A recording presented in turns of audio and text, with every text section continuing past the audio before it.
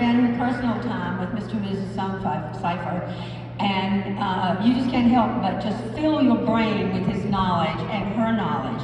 She was one of the strongest women I've ever known.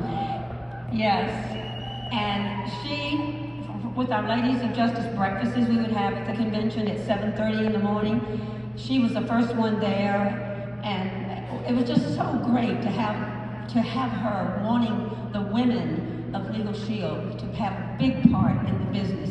But Mr. Stonecipher loved the field. That was his favorite. He just loved the field, wanted to do everything he could possibly do for you and I. And one of the things he said, women need to buy more shoes.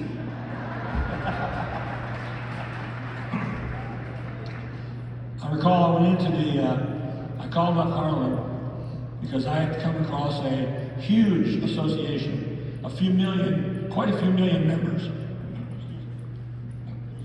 Quite a few million members. And I was excited about that, about putting into a Legal Shield program. And the guy I was talking to, he seemed to be excited about it. So I flew him out. I made his way. I flew him out to Ada, and you can't get there directly unless you got your own plane. And so anyway, I flew him out there. We went into Mr. Stonecipher's office. We gave him the whole $1 million tour of everything out there.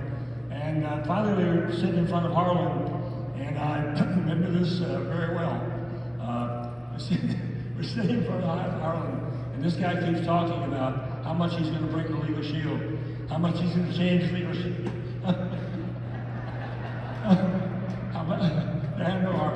How much he's going to change Legal Shield. And when Harlan sat back at his desk and went like this, he knew something was coming.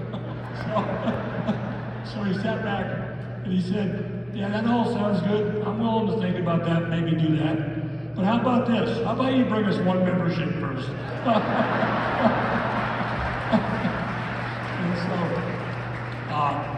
and anyway, but Harlan, just in wrapping up about Harlan, he cared about the people, he cared about the family. It is so wonderful to see the strength and the talent on stage here. And when you talk about Founders DNA, it's exemplified right there. We're in good hands.